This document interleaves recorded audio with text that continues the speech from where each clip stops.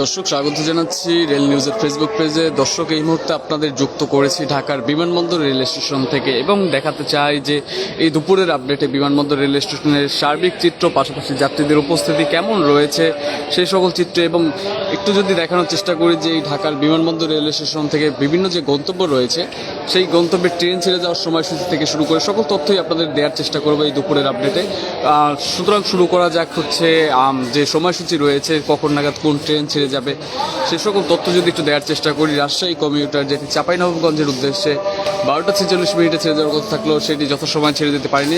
ইতিমধ্যে আমরা দেখছি 20 মিনিটের মতো বিলম্বে সেই ট্রেনটি চলছে এবং আনুমানিক কত মিনিট পর সেটি ছেড়ে যেতে পারে সে বিষয়ে কোনো সুনির্দিষ্ট তথ্য নেই, সুতরাং এটি আমরা বিলম্ব দেখতে পাচ্ছি। মোহনগঞ্জ এক্সপ্রেস যেটি মোহনগঞ্জের উদ্দেশ্যে 1টা 43 ছেড়ে যাওয়ার কথা রয়েছে।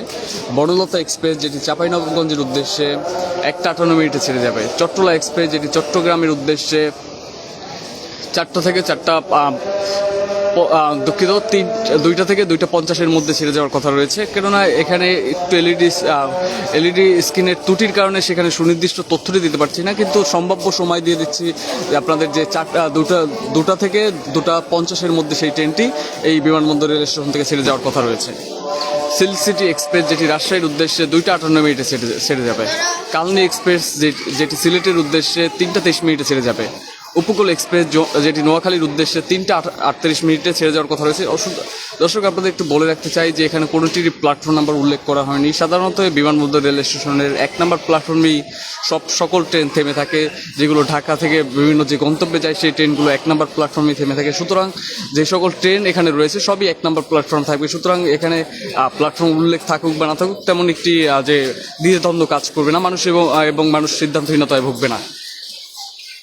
দর্শক যদি একটু বলি যে এই মুহূর্তে আপনাদের দুপুরের আপডেটে যদি একটু বলি যে যাত্রীদের উপস্থিতি কিছুটা কম আমরা এই মুহূর্তে দেখতে পাচ্ছি। আমরা গতকালকে দেখেছি যে যাত্রীদের উপস্থিতি অনেক হারে বৃদ্ধি পেয়েছে এবং এই মুহূর্তে যাত্রীদের চাপ কিছুটা কম দেখা গেলেও ধীরে ধীরে সেটি বৃদ্ধি পাবে এবং পরবর্তী যে ট্রেনগুলো রয়েছে সেই ট্রেনের যাত্রীরাও আসতে শুরু করবেন, এবং যদি কোনো ট্রেন শিডিউল বিপর্যয় হয় সেক্ষেত্রে দেখা যায় যে চরম ভোগান্তি এবং বিশৃঙ্খলা, পাশাপাশি যাত্রীদের যে চাপ সেটি সৃষ্টি হয়। কেননা একটি ট্রেন যদি শিডিউল বিপর্যয় হয় সেই ট্রেনে আগত যাত্রীগণ তারা বিভিন্ন প্ল্যাটফর্মে অবস্থান করেন এবং পাশাপাশি অন্য সকল ট্রেন রয়েছে সেই সকল ট্রেনেরও যাত্রীরা আসতে শুরু করেন, ফলে সব ট্রেনের যাত্রী একসাথে হয়ে প্ল্যাটফর্ম যে পুরো প্ল্যাটফর্মই যাত্রীদের উপস্থিতি দেখা যায়। এবং আপনাদের একটু বলে রাখতে চাই যে এই বিমানবন্দর রেল স্টেশনে আসন সংখ্যা খুবই সীমিত, যার ফলে আমরা অধিকাংশ যাত্রীদেরই দেখি যে বিভিন্ন যে বসার স্থান রয়েছে সেখানে কোনোভাবে তারা বসে রয়েছে, অধিকাংশই দাঁড়িয়ে থাকে। কেননা আপনাদের একটু বলি যে যদি বলি বিমানবন্দর রেল স্টেশনে নির্দিষ্ট যে আসন রয়েছে বসার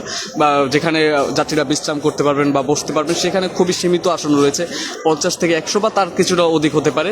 কিন্তু সাধারণত এই বিমানবন্দর রেল স্টেশনে এই মুহূর্তে যাত্রী না হলেও প্রায় 1 থেকে 1,500-এর উপরে যাত্রী রয়েছে, এবং পাশাপাশি সেটি আরও বৃদ্ধি পায় যখন রাত সন্ধ্যা বা বিকালের দিকে সেটি অনেকাংশে বৃদ্ধি পায়, যার ফলে তখন দেখা যায় যে অধিকাংশ যাত্রীরা নিচে ফ্লোরে বসে থাকে।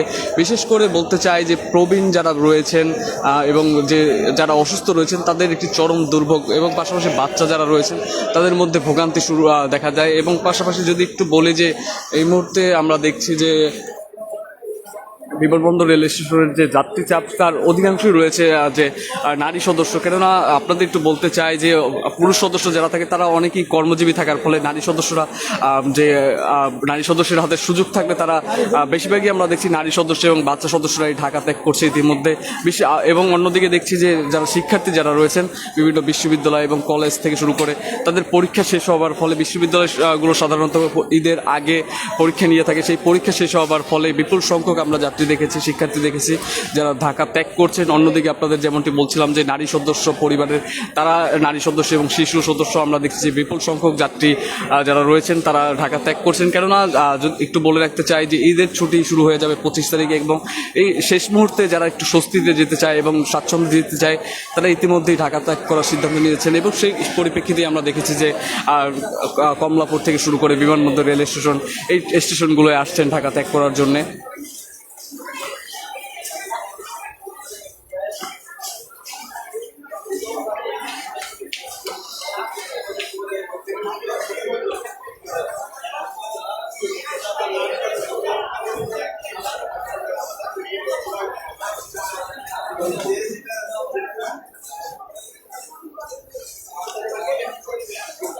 দর্শক, যদি একটু বলি যে এই বিমানবন্দর রেল স্টেশনের 1 নম্বর প্ল্যাটফর্ম যে শুরু থেকে শেষ পর্যন্ত প্রত্যেকটি স্থানীয় যাত্রীদের উপস্থিতি দেখা যায়, যার ফলে খুব আপনাদের একটু বলে রাখতে চাই যে এখানে অনেক সংখ্যক যাত্রী রয়েছে। পুরো প্ল্যাটফর্ম যদি ঘুরে দেখায় সেখানে অনেক সংখ্যক যাত্রী রয়েছে এবং খুবই নির্দিষ্ট, খুবই অল্প পরিসরে বসার জায়গা থাকার ফলে যাত্রীদের যে একটি দুর্ভোগ সেটিও প্রতিনিয়তই আমাদের চোখে পড়ে। এবং পাশাপাশি যদি একটু বলি যে অনেক যাত্রীদের দেখা যায় যারা নিচে ফ্লোরে বসে তারা বিশ্রাম করে থাকেন, কেননা দীর্ঘ সময় তারা দাঁড়িয়ে থাকা কোনো অংশেই সম্ভব নয়।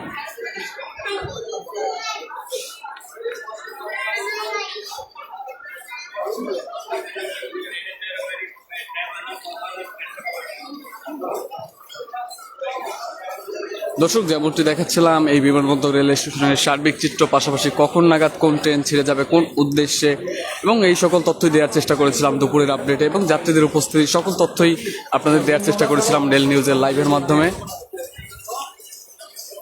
রেল নিউজের সাথে যুক্ত থাকার জন্য ধন্যবাদ।